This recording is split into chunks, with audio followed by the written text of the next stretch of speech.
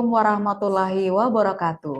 Om Swastiastu, Namo Buddhaya, salam kebajikan, salam sehat, salam berlian, bersama melindungi Melindungi anak. anak. Pemirsa dimanapun Anda berada, jumpa kembali aktual, santai, inspiratif, dan kritis. Part 2 kali ini, Dinas P3A P2KB Provinsi NTT bersama Forum Peduli Kanker Nusa Tenggara Timur masih akan berbagi informasi dan inspirasi untuk Anda semua, tentunya dalam rangka peringatan Hari Kanker Sedunia hari ini, Rabu 4 Februari 2026. Dan acara ini terselenggara berkat kerjasama dengan Dinas Kominfo Provinsi NTT dan juga BPSDM Provinsi NTT. Pemirsa, part 2 kali ini masih dibingkai dalam tema Bersatu dalam Keberagaman, Kuat dalam Harapan. Dan part 2 kali ini saya sudah kedatangan dua narasumber yang luar biasa. Langsung saja yang pertama adalah Ibu Euriski D. Pandu, Sarjana Psikologi. Halo, selamat pagi. Selamat pagi, Iya, Kak. saya sapa kakak saja Iya, ya. siap, Kak. Iya, dan yang kedua adalah Kepala Seksi Pencegahan dan Pengendalian Penyakit Tidak Menular pada Dinas Kesehatan Provinsi NTT. Halo, Selamat kakak juga pagi. ya. Apa kabarnya Ya, hari ini? baik. Iya, senang sekali ya kita bisa Ya. bertemu dalam forum ini. Langsung saja saya ke Kak Eu lebih dulu. Kak Eu bisa perkenalkan keseharian Kak Eu itu seperti apa? Oke. Makasih, Kak Hen. Ya, Kak Kak Yona, Yo. iya. Jadi, ha- keseharian saya aktif untuk bisa dikategorikan caregiver sih sebenarnya. Oke. Jadi, tergantung kebutuhan. Kalau memang ada pasien yang membutuhkan pendampingan, akan saya bantu untuk pendampingan awal gitu, untuk Mm-mm. uh, memberitahu alur pengobatan atau alur Oke, pengobatan begitu, Kak. iya. Kak Eo ini juga seorang pejuang cancer ya. Iya. Kak boleh berbagi cerita dengan kita semua pada saat pertama kali Kak mendapatkan diagnosa mengalami cancer itu, apa yang ada di pikiran Kak dan bagaimana ceritanya? Oke. Jadi 2020, tepatnya Iya. sekitar kalau tidak salah 13 Juni 2020 itu diagnosa saya ditegakkan oleh dokter. Waktu itu dokter Beni, spesialis Oke. bedah umum di rumah sakit kota. Hmm. Jadi waktu diagnosa ditegakkan itu, Iya. tapi sebelumnya saya sudah ambil hasil duluan, sudah searching nih. Jadi Iya. 2 hari sebelumnya tuh ambil hasilnya di Rumah Sakit Yohanes. Jadi otomatis Hmm. sudah mencari tahu Iya. hasil dari patologi anatominya ini apa begitu. Oke. Jadi sebenarnya 2 hari sebelumnya ini sudah dipenuhi dengan air mata begitu. Oh.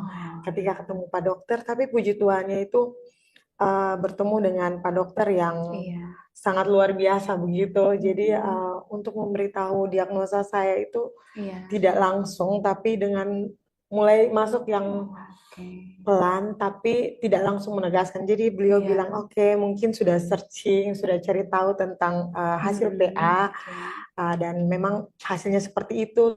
Terus dokter menjelaskan langkah yang akan diambil, Oke. terus kesepakatan kami bagaimana begitu saat Iya. itu. Apakah kami mau berjalan terus dengan medis atau kami mundur dan mungkin Oke. selesai begitu tidak. Di kategori dibilang di awal Mm-mm. diagnosa dunia runtuh begitu. Oke. Tidak berani bermimpi, tidak berani untuk berpikir hari esok saja, tidak berani begitu. Karena kan Oke. saya berpikir bahwa ketika divonis kanker berarti selesai begitu, tidak ada harapan Oke. untuk hidup dan sebagainya begitu. Nah, karena Karena memang sebelumnya itu tidak pernah mau mencari tahu juga apa sih sebenarnya cancer itu. betul Kak, sampai sekarang Hmm, pun kalau dibilang cari tahu sangat jarang untuk cari tahu. cari Paling cuman kayak informasi. ada Oke. ketemu satu istilah mungkin yang kayak oke, atau mau Iya. sekedar mau berbagi informasi terus pakai istilah itu yang saya Oke. pastikan lagi searching secara di Google Iya. untuk mencari kepastian. Tapi kalau untuk cari tahu detailnya itu tidak Kak. Jadi Oke. memang dokter hanya menjelaskan bahwa semua pengobatan diklaim oleh BPJS. Oke. mungkin hanya radiasi saja yang harus keluar Daerah. NTT, keluar Oke. daerah. Tapi untuk operasi, untuk kemoterapi, untuk terapi hormonal dan sebagainya itu bisa dilakukan di Oke. Kupang. Jadi akhirnya ketika dokter menanyakan, kami sepakat, keluarga tuh menyerahkan semua di Iya. saya. Jadi akhirnya kami sepakat untuk tetap berjalan di medis karena kami Oke. sudah di pertengahan jalan, kami tidak mungkin mundur, kami akan maju terus begitu, Kak. Jadi setelah itu Iya. langsung dirujuk ke Yohanes untuk Berarti pemeriksaan awal itu di rumah sakit Eskaleri. Eskaleri. Oh, dirujuk dulu ke Wirasakti. Karena waktu itu COVID, jadi Iya. dokter tuh mau memastikan bahwa benar-benar saya bertemu dengan dokter. Waktu itu masih dokter Iya. Beni seorang diri. Oke. Jadi memastikan untuk saya bertemu dengan dokter dokter Dedi untuk Iya. tindakan selanjutnya. Setelah Iya. ketemu dokter Dedi satu kali, saya langsung dirujuk ke Yohanes untuk persiapan Juli 2020. Oke. Dan Iya. masih berproses sampai sekarang. Iya. Dan malah terlihat segar saat Aduh, ini puji ya, Kak Tuhan. Ayu. Oke. Dan memang waktu itu dukungan orang terdekat seperti keluarga itu diperlukan sekali, Kak Ayu. Uh, iya Kak, itu sangat-sangat penting Kak, karena Kak, selain dukungan keluarga, semangat dari dalam diri itu juga penting Kak. Oke. Ketika keluarga support, pasti semangat kita akan menjadi lipat kali ganda, karena kita tidak berjuang sendiri, karena ada keluarga yang mendukung. Kak Eu dalam perjalanan itu, Kak, apa sih tantangan yang Kak Eu rasakan itu paling berat pada setiap tahapan? Kalau setiap tahapan mungkin kalau setelah operasi mungkin pemulihannya itu agak sedikit berat karena beradaptasi ulang lagi, ada bagian-bagian yang hilang, jadi kita harus beradaptasi ulang lagi dengan bekas operasi yang bekas jahitan itu. Terus mungkin kalau kemoterapi, efek kemoterapinya itu mual, muntah, badan kram-kram, kesemutan gitu. Ada juga pasien yang dengan keluhan sampai sulit berjalan begitu karena efek kemo itu. Mungkin rambut gugur begitu, itu mungkin salah satu yang mempengaruhi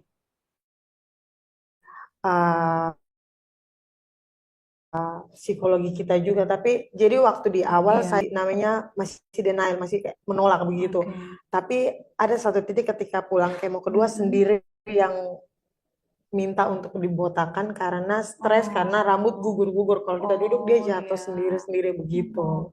Mungkin itu tantangan yang dihadapi Dirasakan begitu. memang paling Kalau saya sih itu mungkin mungkin kalau ketika orang dari luar, tantangan yang dihadapi itu mungkin ekonomi, keuangan itu mungkin sering dihadapi, karena kalau rujukan dari luar itu kan kita di sini kan membutuhkan uang gitu, walaupun pengobatan secara medis ditanggung atau diklaim BPJS. Itu pun juga yang saya rasakan ketika saya melakukan radiasi di Jakarta, di Darmas itu mungkin semua diklaim, tapi transportasi, makan minum kita kan membutuhkan biaya begitu. Baik. Kak, saya mau bertanya lagi nih Kak Eu. Apa sih yang membuat Kak itu punya keberanian untuk saya mau ke dokter untuk melakukan pemeriksaan kesehatan? Karena jujur saja bahwa banyak sekali informasi yang kita dapatkan bahwa kan banyak sekali pasien yang sudah pada tingkat-tingkat stadium atas baru kemudian melakukan baru melakukan pemeriksaan. Itu apa sih yang membuat Kak untuk berani melakukan pemeriksaan? Jadi kalau benjolannya itu sudah ada mungkin sekitar 2013 atau 2014 itu ada, tapi ukurannya stuck lah, bisa dikategorikan stuck, tidak ada berkembang dan tidak ada menimbulkan sakit begitu. Jadi saya menganggap biasa saja. Cuman di 2019 berat badan turun, di akhir 2019 mau masuk 2020 sempat sakit, terus benjolan ini mulai terasa nyeri. Jadi sedikit mengganggu begitu. Akhirnya mengumpulkan keberanian dan niat sih sebenarnya sampai dari Desember, akhirnya di Maret baru memutuskan untuk ke puskesmas fase 1 untuk melakukan pemeriksaan awal, dan di situ memang mungkin peradangan. Jadi memang ada benjolannya, ada sekitar 5 cm. Setelah itu mereka cuma kasih obat, jadi dibilang kontrol lagi 2 minggu atau kalau ada keluhan. Jadi 2 minggu berikut baru saya datang kontrol lagi, terus langsung dikasih rujukan. Waktu itu langsung mintanya ke RS Eskaleri karena rumahnya dekat. Jadi Iya. ketika awal untuk memutuskan berobat itu jujur tidak ada pemikiran bahwa akan terdiagnosa kanker. Jadi pokoknya berjalan oke, hanya mau periksa saja, mau cari tahu apa ini. Begitu, jadi tidak ada pernah terpikirkan bahwa akan jadi kanker begitu, Kak. Oke. Ya, berarti pada saat mendengar informasi itu ya harus ya cukup kuat ya, Iya, Kak. datangnya dari diri sendiri ya Kak Ayu. Oke. Pemirsa, ini kita sudah berada di part 2 dan kalau kita menyimak kembali part 1 banyak juga pengalaman-pengalaman dari saudara penyintas dan saya sekarang lanjut lagi ke Kak Heni, ini mewakili pemerintah Kak. Untuk penanganan maupun pengendalian kanker di Nusa Tenggara Timur saat ini, bagaimana Kak gambaran kebijakan pemerintah itu sendiri? Baik, terima kasih Kak Yona. Iya. Kita sebagai pemerintah sebenarnya kami sudah hadir lebih awal untuk bisa menangani pasien kanker. Iya. Kebijakan pemerintah itu sudah ada dalam RPJMD kita Iya. dari tahun 2025 hingga 2029 itu dengan visi daripada pemerintah kita itu NTT sehat, NTT cerdas, NTT maju, dan NTT sejahtera. Kemudian gerakan kebijakan pemerintah ini kita bergerak dari berubah dari rumah sakit kita menuju ke puskesmas. Jadi garda terdepan kita untuk melakukan screening pertama, screening awal, deteksi dini untuk pencegahan kanker. Tapi mungkin karena informasinya kurang atau masyarakat lebih takut untuk dia takut mengetahui bahwa dia nih lagi itu kan sangat menakutkan, seperti langsung matahari dirubah langsung ditutup dengan yang gelap begitu. Sepertinya memang sesuatu yang tidak punya harapan sama sekali. Sangat takut. Jadi mungkin informasi tentang pencegahan secara dini dengan deteksi dan lain-lain yang sudah dilakukan, program-program yang pemerintah luncurkan itu tidak diketahui, mungkin kurang sosialisasi juga. Karena itu dengan adanya kegiatan ini kami sangat berterima kasih untuk Yayasan Kanker Indonesia sebagai satu sarana untuk mempromosikan bahwa pemerintah sudah hadir bagi masyarakat untuk pencegahan secara dini. Oke, baik. Kemudian saya ke Kak Eu lagi. Kakak ini kan saya dengar-dengar ya sebagai Ketua Komunitas Support Kanker Nusa Tenggara Timur. Sebenarnya komunitas itu seperti apa, Kak Eu? Oke, jadi komunitas kami itu sebenarnya bermula dari satu grup WA kecil yang isinya para pejuang dan nakes yang sekedar berbagi informasi terkait mungkin ada obat yang habis, terus kemudian obat stoknya sudah ada, atau obat-obat kemoterapinya sudah ada, atau mencari informasi mungkin kayak ada satu keperluan untuk pasien yang lain tapi dia tidak ada di grup, mungkin dicari tahu lewat grup itu. Tapi kemudian di 2024 berubah jadi komunitas karena kami kayak kepingin untuk berbuat lebih begitu. Jadi kami mulai dengan waktu itu 2024 kegiatan Hari Kanker juga.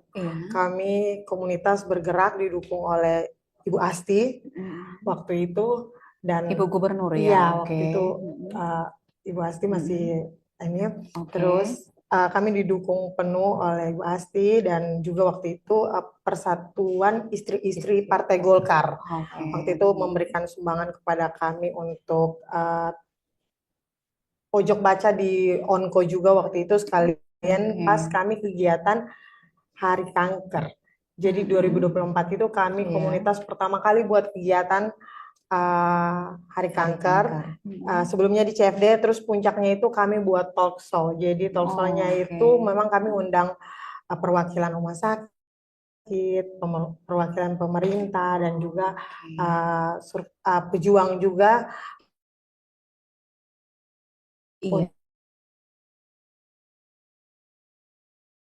Untuk talk show itu.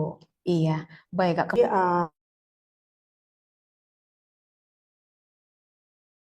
Jadi, yang berdomisili Di di Kota Kota Kupang saja, Kupang. tapi yang di luar wilayah juga ada begitu. Oke.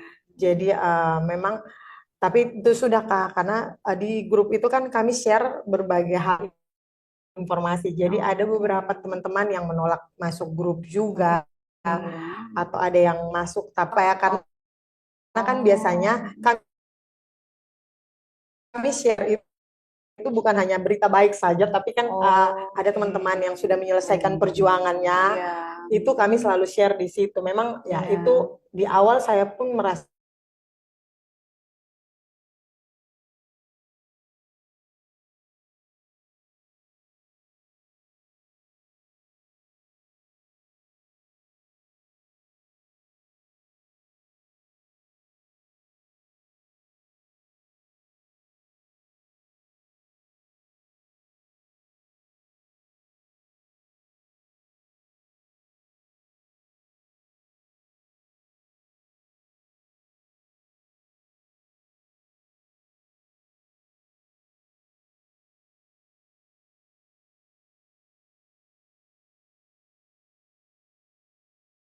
kan keluh kesah atau ada Iya. kegiatan, kami lebih enak begitu bisa melalui YKI gitu. Oke. Kemudian Kak Eo, ini kan kalau kita bercerita tentang pasien kanker kan ini banyak juga yang bukan dari wilayah Kota Kupang. Ada juga kan dari saudara-saudara kita dari tempat lain. Nah, ini bagaimana ketika teman-teman dari kabupaten datang melakukan pengobatan dan kemudian semacam komunitas ini mungkin punya andil seperti rumah singgah atau semacam itu. Bagaimana Kak? Oke, jadi rumah singgah kami sudah berjalan ya hampir 2 tahun, Oke. nanti di Juli ini pas 2 tahun disupport oleh Ibu Gubernur dan Pak Gubernur. Jadi ketika teman-teman datang biasanya nakes atau orang poli, kita biasa sebut orang poli atau orang ruangan yang ini mereka kalau yang tahu bahwa punya rumah singgah biasanya mungkin mereka melihat dari kondisi mereka, ekonomi pasien, mereka akan menyarankan Kak boleh nih ada rumah singgah bisa mempermudah kakak kalian untuk dalam proses pengobatan, mungkin menghemat dalam biaya penginapan begitu Kak. Terus dan biaya transportasi sih sebenarnya Kak, karena kalau teman-teman yang menginap di rumah singgah itu mereka mungkin kalau lagi sakit yang bagaimana baru mereka pakai bemo atau Maxim, tapi lebih banyak itu mereka jalan kaki karena dekat gitu.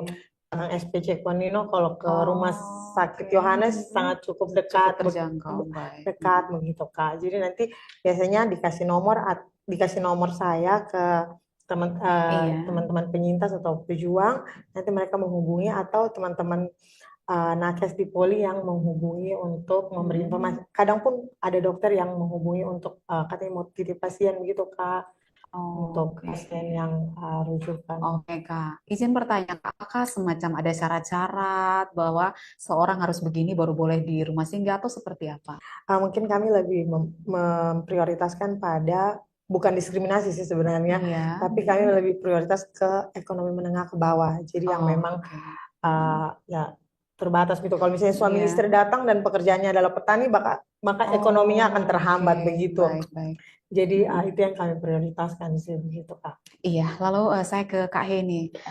Untuk penanganan kanker sendiri saat ini apa yang menjadi fokus utama pemerintah provinsi, Kak? Khusus kami seksi pencegahan dan pengendalian penyakit tidak menular, fokus kami pada deteksi dini dan screening. Untuk kanker sendiri, khususnya kanker serviks, kami ada dua tes yang kami lakukan sejak awal. Yang pertama IVA tes, dan sekarang yang lagi kita bekerja sama dari pemerintah pusat, provinsi, sampai kabupaten kota itu adalah tes dengan HPV DNA. Nah, itu kami sudah dimulai sejak tahun 2025 kemarin dengan bekerja sama dengan 11 kabupaten kota yang kami sudah ada MOU dan PKS-nya antara Bapak Gubernur dan Bapak Bupati dan BKS antara Kepala Dinas Kesehatan Provinsi dan Kepala Dinas Kesehatan dari Kabupaten Kota. Pemeriksaan HPV DNA ini secara gratis. Oke. Dan kami sangat menganjurkan untuk kita para wanita usia 30 sampai 69 tahun Oh ya. yang sudah berkeluarga wajib untuk melakukan tes ini. Ini merupakan screening awal untuk kita mengetahui seseorang itu apakah dia terdeteksi atau tidak, positif atau tidak. Oke. Nah, hal ini kita untuk mencegah Iya. dia menuju pada fase yang lebih lanjut. Iya. Jadi setelah kita screening, kita deteksi bagi teman-teman yang positif, kita ada vaksinasi. Oke. Ya, kita vaksinasi. Sekarang saat ini Kota Kupang, pemerintah Kota Kupang sudah melakukan vaksin secara gratis untuk HPV DNA. Itu untuk kanker serviks. Kemudian untuk kalau kanker paru kita punya program tahun ini dengan untuk screening merokok pada anak sekolah, mulai usia dini dari 10 tahun hingga 21 tahun. Target kami tahun ini 1.600 siswa pada dua kota, Kota Kupang dan Kabupaten Kupang, pada 36 sekolah. Itu untuk tahun ini. Kemudian untuk kanker payudara itu sudah ada dengan cara pemeriksaan USG dan kami sangat menganjurkan untuk wanita usia 30 sampai 69 tahun jangan takut untuk dilakukan tes screening deteksi dini untuk mengetahui kesehatan kita. Itu fokus kita tahun ini untuk kanker. Dan untuk melakukan tes itu memang tersedia di Vaskes terdekat. Ya, di Vaskes pertama, Puskesmas. Ya, karena kita datang untuk lebih dekat lagi dengan masyarakat, jadi dari rumah sakit kita pindahkan ke puskesmas. Iya, ini juga akhirnya menjadi informasi ya untuk masyarakat umum.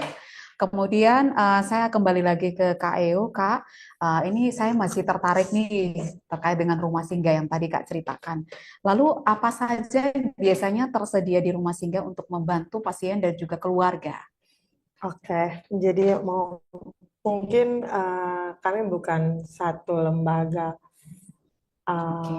legal atau yang berizin begitu. Cuman kami bersyukur kami disupport oleh para donatur yang luar biasa begitu.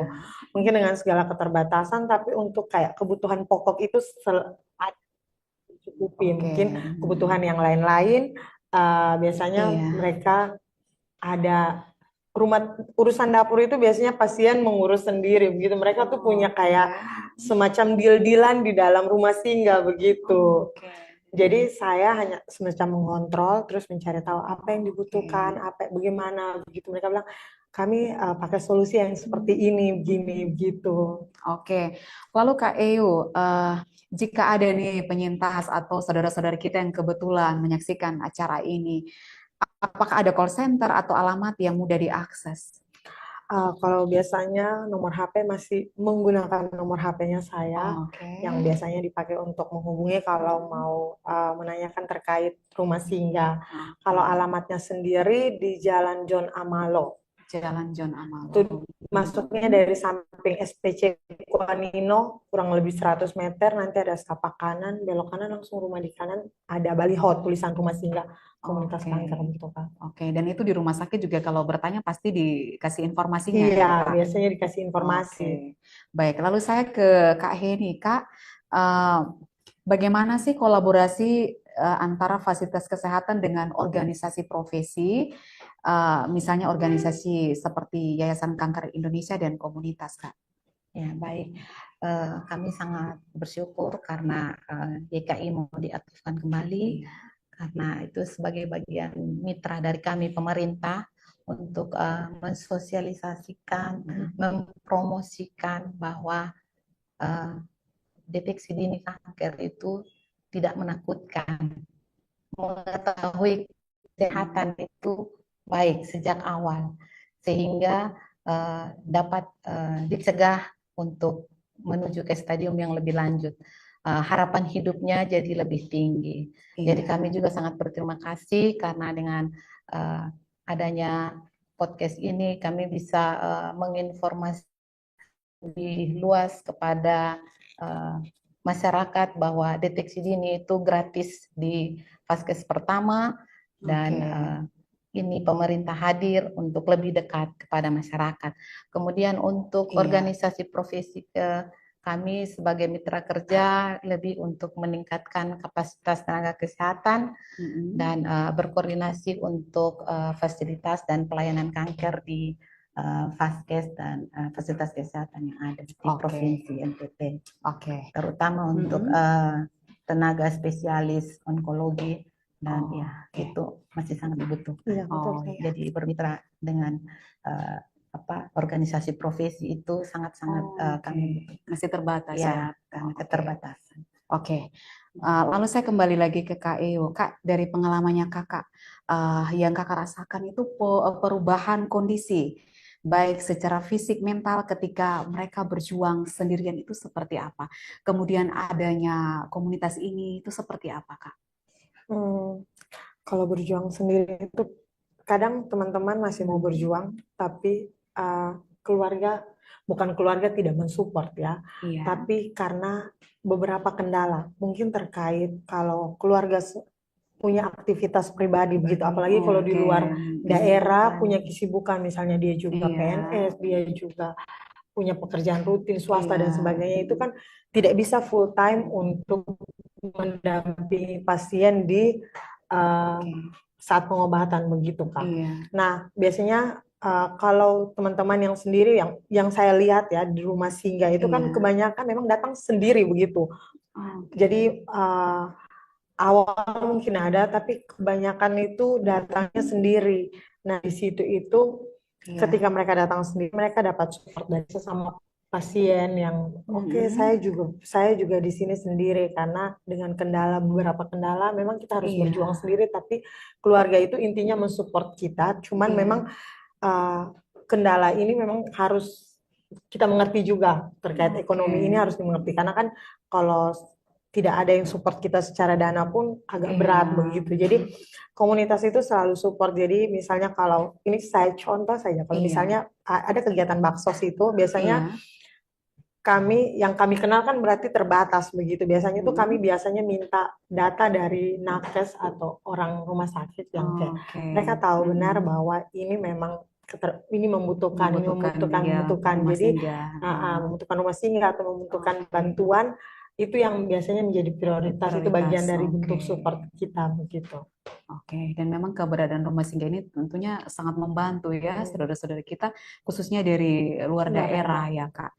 Lalu saya ke Kak Heni. Kak, kendala terbesar dari sisi kebijakan dan anggaran untuk cancer itu sendiri seperti apa? Ini sudah senyum-senyum duluan, ini apa tandanya ini? Jadi silakan. Dari sisi kebijakan itu memang kita ketimpangan dalam distribusi tenaga kesehatan ahli ya, karena dari sisi anggaran juga kita terbatas sekali untuk kemampuan daerah untuk membiayai tenaga onkologi itu, karena justru karena itu makanya kita lebih fokus, kebanyakan tenaga ahli itu ada di Kota Kupang.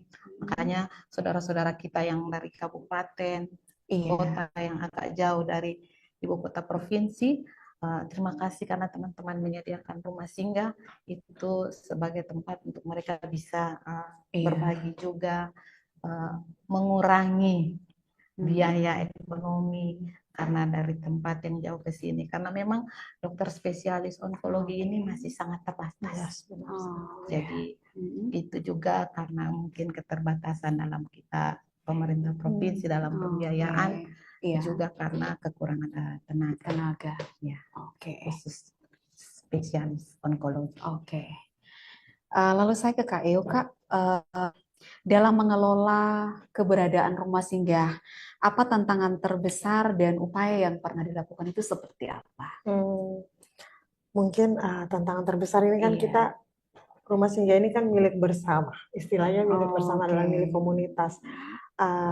memang banyak pro dan kontra ketika ada Iya, kebijakan-kebijakan yang diambil terkait rumah singgah begitu ya Kak. iya, Tapi seiring berjalannya waktu akhirnya semua normal begitu Kak. iya. Jadi memang tantangannya itu ada banyak masukan, ada banyak pendapat dari masing-masing teman-teman begitu Oke. yang akhirnya tapi kita mencoba untuk mencari jalan tengah yang terbaik supaya rumah singgah ini tetap berjalan sehingga bisa menolong teman-teman pasien Iya, yang membutuhkan. oke. Lalu Kak Heni, bagaimana untuk memastikan bahwa pasien itu dia tidak berjuang sendiri pada saat kembali ke rumah?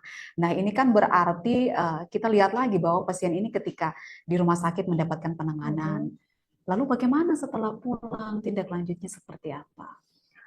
Baik, peran keluarga sangat penting. Oke, Nah, tapi itu juga tidak melepas tanggung jawab kami oke. sebagai tenaga kesehatan setelah pulang dari rumah sakit. Iya, Bukan berarti kami stop di situ, tapi ada oke, keberlanjutan atau kontinuitas. oke, Jadi ada di situ teman-teman puskesmas yang lebih dekat dan ada juga kader-kader kami yang lebih dekat untuk oke. terus memantau, memberi Iya, dukungan bahwa mereka tidak sendiri, memberi motivasi untuk mereka terus memperjuangkan oke. uh, dan melanjutkan pengobatan. Jadi tidak hanya berhenti setelah pulang dari rumah sakit, tidak stop hanya dari rumah sakit pengobatan, tapi keberlanjutannya sampai di rumah. Pertama juga peran keluarga itu sangat penting dan masyarakat sekitar. Dari kami sebagai pemerintah, ada teman-teman puskesmas dan kader yang kami selalu menyediakan untuk terus Oke. mendukung untuk teman-teman penyintas terus melakukan pengobatan secara berkelanjutan dan tidak putus asa. Penting Iya, itu tidak yang boleh paling putus penting itu asa. ya, Tidak boleh Ya, putus benar asa. sekali. mensyukuri kehidupan yang masih diberikan. Iya, dan memang itu tindakan yang sangat luar biasa yang dilakukan oleh Ya, setiap pasien ya. cancer ya. Dan ini pertanyaan saya yang terakhir nih Kak Eo. Jika boleh Kak menyampaikan pesan ke pemerintah, apa yang paling Kakak harapkan? Uh, Kalau saya Ya, silakan. harapan untuk pemerintah, kalau kami tuh punya mimpi, mungkin radiasi ada di NTT, begitu sehingga pasien tidak harus keluar lagi daerah begitu semakin jauh begitu. Jadi sudah dari misalnya dari luar Kupang, dia Iya, sudah datang ke Kupang menjalani pengobatan, terus dia harus keluar lagi dari oke. Kupang untuk menjalani pengobatan di luar begitu.